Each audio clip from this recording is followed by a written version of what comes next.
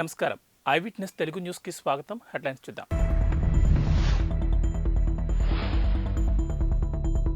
Secunderabad alpha హోటల్కు bomb బెదిరింపు.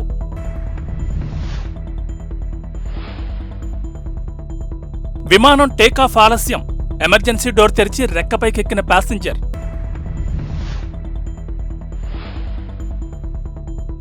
AP ఉద్యోగార్థులకు ఓ good news. త్వరలో డిఎస్సి నోటిఫికేషన్ ఇచ్చేందుకు సిద్ధమవుతున్న ఏపీ ప్రభుత్వం.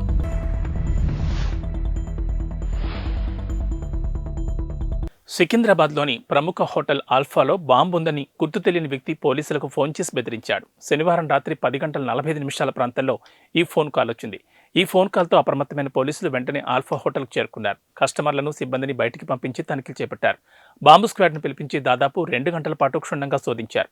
అయితే ఈ తనిఖీల్లో అనుమానాస్పద వస్తువులేమీ కనిపించలేదని పోలీసులు చెప్పారు. హోటల్లో ఎలాంటి పేలుడు పదార్థం లేదని, ఎవరో ఆకతాయితనంతో ఫోన్ చేసుంటారని చెప్పారు. ఫోన్ చేసింది ఎవరని దర్యాప్తు చేయగా ఖమ్మం జిల్లాకు చెందిన వ్యక్తి అని తేలింది. నిందితుడికి సంబంధించి పూర్తి వివరాలపై ఇంకా ఆరా తీస్తున్నట్లు పోలీసులు చెప్పారు. విమానం ఎంతకీ బయలుదేరట్లేదని చిరాకుపడ్డ ఓ ప్రయాణికుడు ఎమర్జెన్సీ డోర్ తెరుచుకుని రెక్కపై ఎక్కి హల్చల్ సృష్టించాడు. గురువారం మెక్సికో సిటీ ఇంటర్నేషనల్ ఎయిర్పోర్ట్లో ఈ ఘటన జరిగింది. ఏరో మెక్సికోకు చెందిన ఏఎం 672 విమానం గురువారం ఉదయం 8:42 గ్వాటమాలాకు బయలుదేరాల్సి ఉంది. అయితే కొన్ని కారణాల వల్ల విమానం 4 గంటల పాటు ఆలస్యంగా బయలుదేరాల్సి వచ్చింది. ఈలోపు ప్రయాణికుల్లో ఒకరు తీవ్ర అసహనానికి గురయ్యారు. చివరికి విమానం ఎమర్జెన్సీ డోర్ తెరుచుకుని రెక్కపైకి ఎక్కేశాడు. ఇది చూసి కంగుతిన్న సిబ్బంది వెంటనే తేరుకుని అతన్ని అదుపులోకి తీసుకున్నారు. ఆ తర్వాత స్థానిక పోలీసులకు అప్పగించారు. ఏపీ ఉద్యోగార్థులకు ఓ గుడ్ న్యూస్. త్వరలో డిఎస్సి నోటిఫికేషన్ ఇచ్చేందుకు సిద్ధమవుతోంది ఏపీ ప్రభుత్వం. టెట్ పరీక్ష నిర్వహించేందుకు సన్నాహాలు ప్రారంభించింది. ఈ మేరకు విద్యాశాఖ మార్గదర్శకాలు జారీ చేసింది. 2022-23 సంవత్సరాల్లో డిఈడి, బీఈడి పూర్తి చేసిన వారికి కూడా డిఎస్సి నోటిఫికేషన్లో అవకాశం కల్పించిందని తెలుస్తోంది. ఏపీలో 2022లో చివరిసారిగా డిఎస్సి నోటిఫికేషన్ విడుదల చేశారు. అప్పట్లో 4.5 లక్షల మంది పరీక్షకు హాజరు కాగా దాదాపు 2 లక్షల మంది అర్హత సాధించారు. ఈసారి అభ్యర్థుల సంఖ్య 5 లక్షలు దాటొచ్చన్న అంచనాలున్నాయి. నిబంధనల్లో స్వల్ప సడలింపు. ఈసారి ఎక్కువ మంది అభ్యర్థులు పరీక్షకు హాజరయ్యేలా టెట్ నిబంధనల్లో స్వల్ప మార్పులు చేసింది. ఎస్సీ, ఎస్టీ, బీసీ, దివ్యాంగ అభ్యర్థులు టెట్ పేపర్ 2 రాసేందుకు గతంలో డిగ్రీలో 50% మార్కులు కనీస అర్హతగా నిర్ణయించారు. అయితే ఈసారి మార్కులను 40% తగ్గిస్తూ సడలింపించారు. టీడీపీ అధినేత చంద్రబాబుపై కేసీఆర్ నాని మరోసారి విమర్శలు ఎక్కుపెట్టారు. బాబు విజయవాడ నుంచి పోటీ చేసినా గెలవరని చెప్పారు.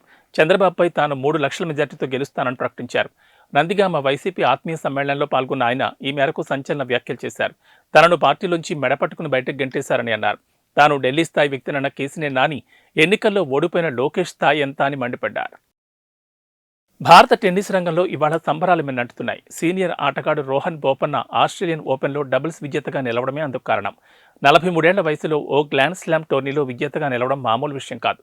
మాథ్యూ ఎబ్డిన్తో కలిసి ఇవాళ ఆ ఘనకార్యాన్ని సాకారం చేసిన రోహన్ బోపన్న ఆస్ట్రేలియన్ ఓపెన్లో పురుషుల డబుల్స్ విభాగం టైటిల్ కైవసం చేసుకున్నాడు. ఈ నేపథ్యంలో రోహన్ బోపన్నపై ప్రశంసల వర్షం కురుస్తోంది. ప్రధాని నరేంద్ర మోడీ నుంచి ప్రముఖ వ్యాపారవేత్త ఆనంద్ మహీంద్ర వరకు అందరిది ఒకటే మాట, ప్రతిభకు వయసు అడ్డంకి కాదు అన్నదే అందరి అభిప్రాయం. అంబులెన్స్ అందుబాటులో లేకపోవడంతో భార్య మృతదేహాన్ని 20 కిలోమీటర్లు మోసుకెళ్లాడో భర్త. ఒడిశాలోని కోరాపుట్ జిల్లాలో జరిగిన ఈ ఘటనకు సంబంధించిన ఫోటోలు, వీడియోలు సోషల్ మీడియాకెక్కి భర్త దయనీయ స్థితిని బయటపెట్టాయి. మృతురాలి భర్త అభి అమాన్యత కథనం ప్రకారం ఆయన భార్య కరుణ 3 నెలల క్రితం ఆడబిడ్డకు జన్మనిచ్చింది. అప్పటి నుంచి కోరాపుట్ జిల్లాలోని తన పుట్టింట్లో ఉంటోంది. అనారోగ్యంతో శుక్రవారం రాత్రి కరుణ మృతి చెందింది. అయితే అంత్యక్రియలు మాత్రం తన ఇంటి వద్దే చేయాలని భావించిన భర్త మృతదేహాన్ని తన స్వగ్రామమైన నవరంగపూర్ జిల్లా నందహండి సమితి జగన్నాథ్పూర్ పంచాయతీలోని పుప్పుగావుకు తీసుకెళ్లాలనుకున్నాడు. దీంతో అంబులెన్స్ కోసం మహాప్రాణ వాహనాలకు పలుమార్లు ఫోన్ చేసిన స్పందన కరువైంది. మరో వాహనంలో తరలించేందుకు డబ్బులు లేకపోవడంతో నిన్న ఉదయం కరుణ మృతదేహాన్ని కుటుంబ సభ్యుల సాయంతో 20 కిలోమీటర్లు మోసుకెళ్లాడు.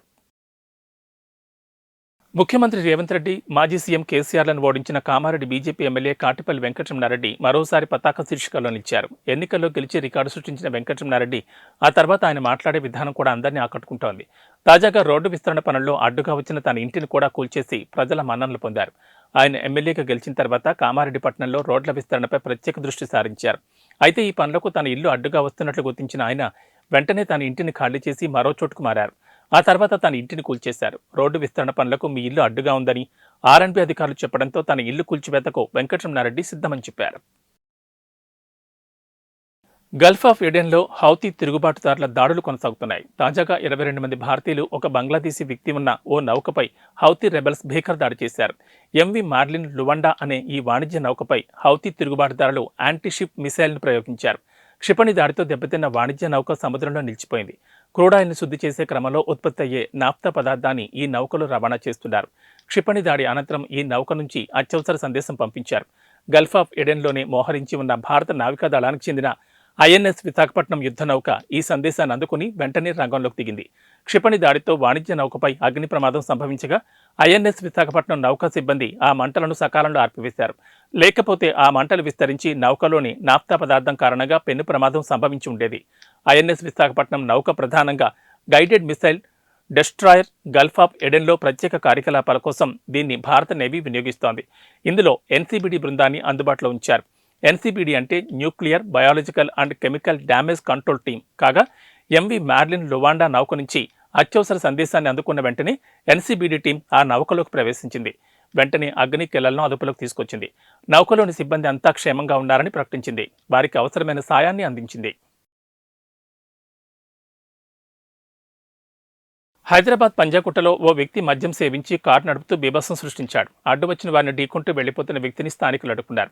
అతనికి దేహశుద్ధి చేశారు. వ్యక్తిని అదుపులోకి తీసుకుని పోలీస్ స్టేషన్ తరలించారు. శుక్రవారం రాత్రి సమయంలో ఒక వ్యక్తి నిర్లక్ష్యంగా వాహనాన్ని నడుపుతూ పాదచారులపైకి దూసుకెళ్లాడు. తన కారు బానెట్పై యువకుడిని ఈడ్చుకెళ్లాడు. స్మార్ట్ బజార్కి ఎదురుగా ఉన్న పంజాగుట్ట జంక్షన్లో ట్రాఫిక్లో కొన్ని మీటర్ల వరకు తన కారు బానెట్పై ఈడ్చుకెళ్లాడు. కారును ఆపడానికి అక్కడ ఉన్నవారు ప్రయత్నించారు. అయినప్పటికీ ఆపకుండా వెళ్లిపోయాడు. ఎట్టకేలకు డ్రైవర్ను ప్రజలు అడ్డుకుని చితకబాదారు. అనంతరం కేసు నమోదు చేసిన పోలీసులకు అప్పగించారు. నిందితుడు కూడా తప్పించుకునే ప్రయత్నంలో గాయపడ్డాడు. పంజాగుట్ట ఎస్హెచ్ఓ ఈ సంఘటనను సుమోటోగా స్వీకరించి మానవ ప్రాణాలకు హాని కలిగించేలా నిర్లక్ష్యంగా డ్రైవింగ్ చేయడం, నంబర్ ప్లేట్ తారుమారు చేసినందుకు నిందితులపై ఎఫ్ఐఆర్ నమోదు చేశారు.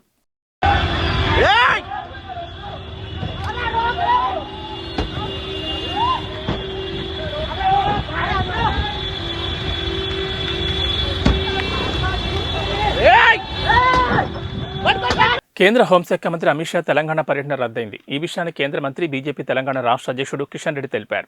షెడ్యూల్ ప్రకారం ఈ నెల 28న ఆదివారం పర్యటించాల్సి ఉంది.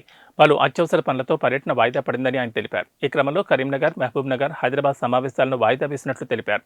బీహార్లో నెలకొన్న రాజకీయ పరిణామాల నేపథ్యంలోనే అమిత్ షా పర్యటన రద్దయినట్లు తెలుస్తోంది. బీహార్ ముఖ్యమంత్రి నితీష్ కుమార్ మహాకూటమి నుంచి బయటకొస్తారని, ఆ తర్వాత బీజేపీతో కలిసి ప్రభుత్వాన్ని ఏర్పాటు చేసే అవకాశం ఉందని ప్రచారం జరుగుతోంది. ఈ క్రమంలోనే అమిత్ షాను బీహార్ లోక్ జనశక్తి పార్టీ నేత చిరాగ్ పాస్వాన్ షాతో భేటీ అయ్యారు. రాష్ట్ర పరిస్థితులపై చర్చించినట్లు పేర్కొన్నారు. ఈ క్రమంలోనే షా పర్యటన రద్దయిందని, త్వరలోనే మరోసారి పర్యటన ఖరారు చేసే అవకాశం ఉందని బీజేపీ వర్గాలు తెలిపాయి. ఇవి బులెటిన్ విశేషాలు. నమస్కారం.